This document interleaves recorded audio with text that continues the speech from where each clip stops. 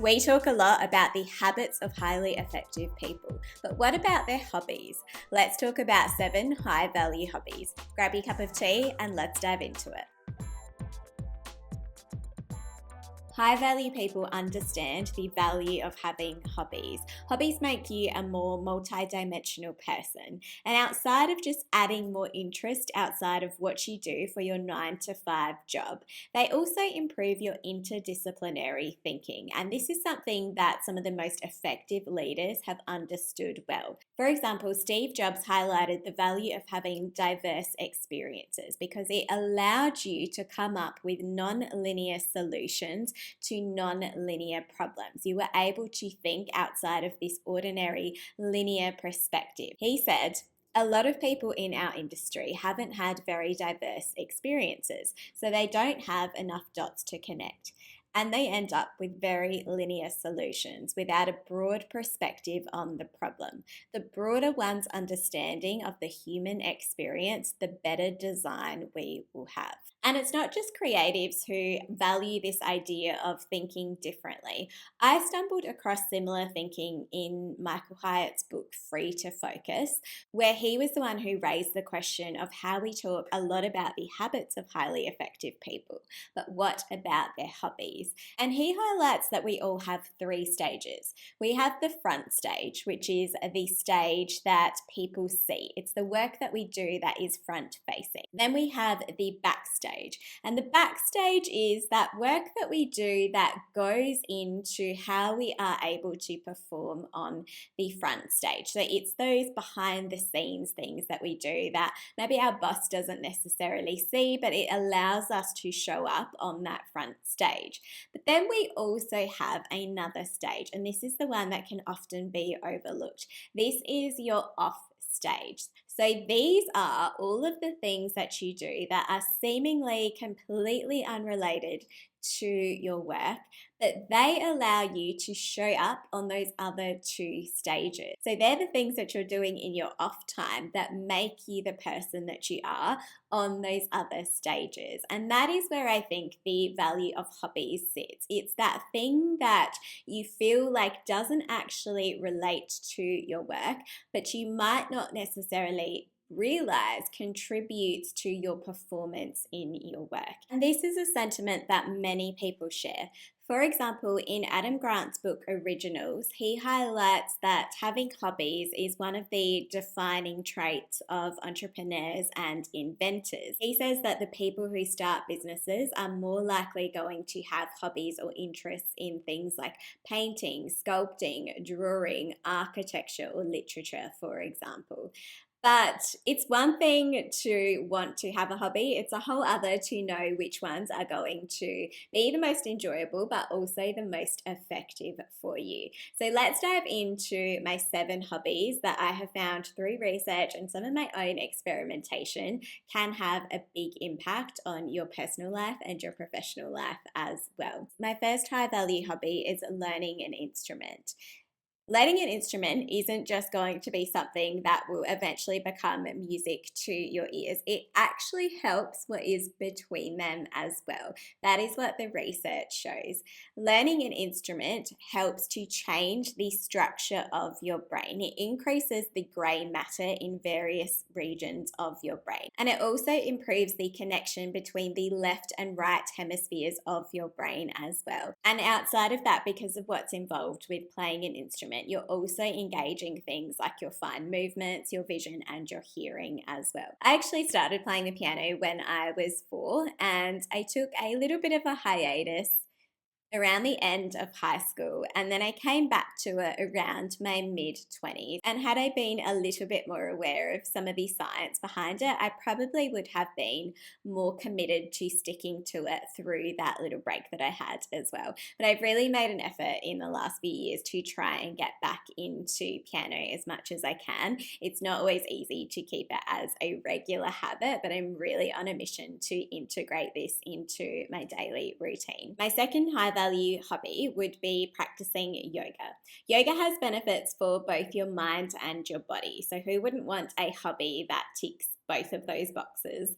There has been research from Harvard University that compared the brains using MRI scans of people that practice yoga with people that don't practice yoga, so non-practitioners versus practitioners.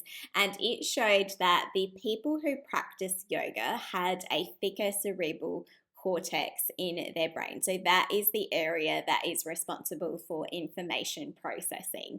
And it also showed that they had a thicker hippocampus, which is the area that is responsible for learning and memory. And yoga also has benefits on your mood as well. The way that I practice yoga is that I just do it at home. I first started experimenting with yoga when I would go to the gym and they had lessons in the gym, and then I started to do it at home by watching YouTube videos. And now I also use my Pinterest, which if you follow this channel you would know I absolutely love doing, to collect all of the different poses that I want to learn, and then I will save those onto my Pinterest and create a little bit of a routine around that too, so I don't have to have too many devices or videos or anything etc. playing. My third high value hobby would be to learn a language. Now, I know this is something that we often do as a part of our schooling. It can often be a mandatory subject. I, for example, learnt Italian for about 10 years through high school, and then I dropped it as soon as it wasn't a mandatory requirement anymore. And to be honest, I feel like the only things that I've remembered from my Italian classes is how to sing happy birthday, how to count, and it was where I first got introduced to tiramisu. And fun fact, I have had tiramisu as my birthday cake every year since the 6th grade when I first tried it in my Italian class, and I ran home to tell my mum about it, and I've had it every year since as my cake. But outside of that, it hasn't been something that I was able to retain because I didn't see the value of learning a language. I think at the time that I was in high school, considering what subjects to do next, I thought it was just a nice to have as opposed to it having any sort of real benefits. But if I had known, again, a little bit more of the science behind it, I probably would have reconsidered this as well. Because learning a language is one of the most mentally complex tasks that you can do, it does reward you in terms of what it can do for your brain. So the research has shown that people who know a second language, they have better attention control, working memory, and abstract and representation skills as well. My high value hobby number 4 is to read regularly. Now, if you follow this channel, you would know that I never tire of recommending regular reading. As someone who went from reading 0 books a year to reading over 100 books a year, I know that if I'm able to establish a regular reading habit, then anyone can. I feel that reading is your best way to empower yourself with knowledge and to change your circumstances. You can educate yourself to be able to understand something that you might not, and to be able to elevate your life circumstances as well. But outside of that, reading also has great benefits on your mind and your body too. That is what the research supports. There was research from the University of Sussex that showed that reading can reduce stress by 68%. So it outperforms the already highly effective cup of tea and listening to music, for example. One of the best parts is that this can take just 6 minutes to be able to see results. And I know a lot of people feel like they don't have time to read regularly, but if you have time, for example, to watch TV, you might consider if there is some of that time that you can switch into reading, because there has been research that has compared the knowledge of TV watchers with readers, and it has shown that readers have increased knowledge, they have better analytical skills, better judgment, and better problem solving skills as well. So just keep that in mind the next time you're deciding between watching that next episode on Netflix or switching to your book. And as much as I love reading all things non-fiction, there are a lot of benefits to fiction books as well. I spent all of last year actually reading all classic books, and it was very different for me. And I loved pushing my comfort zone in that space, and knowing that there were some scientific benefits to that as well. So the research has shown that the people that read nonfiction build neural pathways that actually affect their social skills and their empathy as well. So while it might seem like a bit of a loner activity to love reading, it's actually improving your relationships with people. And the reason is because you are creating neural pathways that are related to the characters in the story, which means that when you put the book down, you've still developed those pathways that relate to relationships. And whatever you are reading, whether it's nonfiction or fiction, whether it is in your area of interest or in your field of work, it's still going to have benefits to your work. And this idea really stood out to me when I read The Unfair Advantage. And in the book, Ash Ali and Hassan Kubar highlight this concept of interdisciplinary thinking. And this is what made me think about what Steve Jobs had also said about connecting the dots. When you have interdisciplinary thinking, you are able to bring that to the problems that you are trying to solve. In the book, the authors say, creativity is largely about training your mind to connect things you learn in one domain to situations that seem completely unrelated. This is known as intersectional or interdisciplinary thinking. My high value hobby number 5 is walking. Walking has benefits for both your mind and your body.